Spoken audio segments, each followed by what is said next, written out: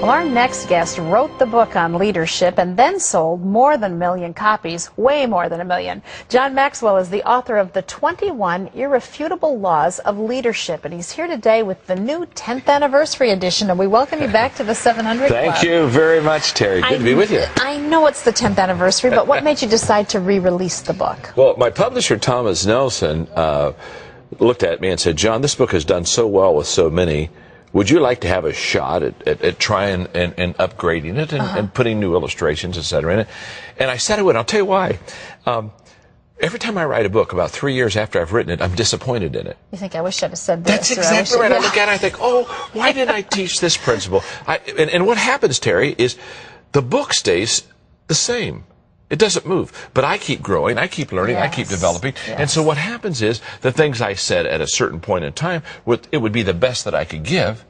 But if I keep growing, then I look at it and say, oh, I could have done so much better. Yes. And so all of my books, I have a tendency about 3 years later to kind of think, oh, my goodness, I'd like to have a shot at rewriting them. And with this one, because it's done so well, they said, well, rewrite it. So this isn't just, I know you talk about 2 new laws of leadership. It's not just that. You've enhanced even what had been written before. Oh, yes, I changed all of the laws as far as the content. In fact, 75% of it is new. Wow. Which, when I started, I thought, oh, I'll do 15, 20%, you know. Right, and I'll tweak it here and there. Embellishments. Yeah, and then I got in it again, and I look at it and say, oh, this needs to be changed, and this can be so much better. So I just basically rewrote the book. The 21 laws is still the 21 laws. I took 2 of them, and I folded them into another one because they were what I call cousins. They were close.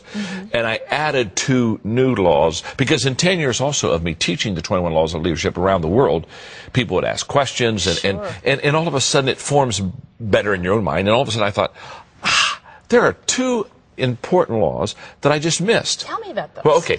One of them is the law of addition. And the law of addition says we add value to people by serving them. Wow. And of course, you know, Terry, I do a lot of work in the corporate market. And I knew I couldn't call it the law of servanthood.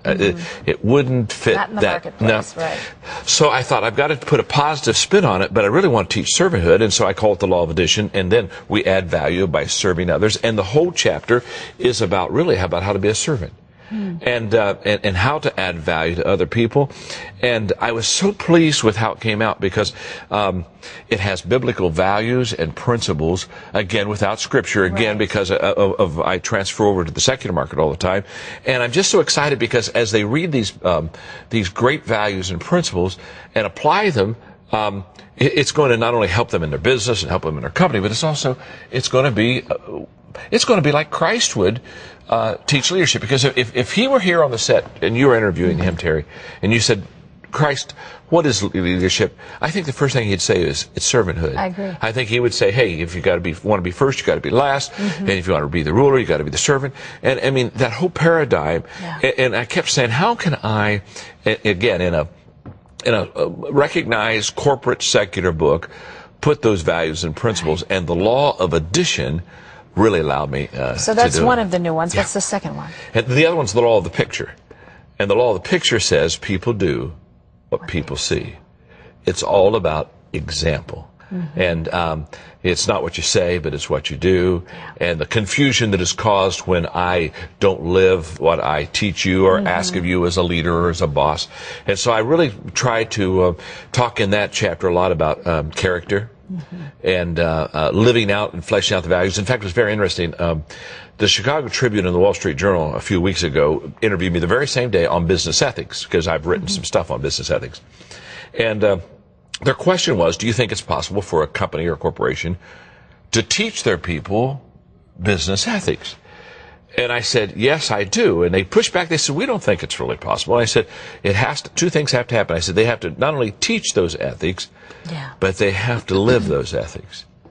And I said, if you teach them, but you don't live them, or you kind of look the other way in the company when you're doing these things, then people very quickly realize that those are not your values. And so the law of the picture is a lot about saying and doing being compatible together. Can I ask you, we've had a number of leaders in the Christian community over the last couple of decades who have taken some pretty scandalous falls. Is the law of the picture what was missing, the missing component in their absolutely. Their endeavors? Oh, absolutely. They forgot that the greatest leadership is by example. Yeah. And one time I saw a stat, Terry, that said that 89% of what we learn visually. Yeah. 10% through the ears, 1% through the other senses. Well, it just tells you that the impression of visualness is so key to leadership. And leadership is a visual thing. You think of a leader as, you think of Moses at the Red Sea saying, okay, let's go across. Yes. The waters are Follow part. me, we're going this way. It's a visual. It's a very much of a visual. And I wanted to get that in.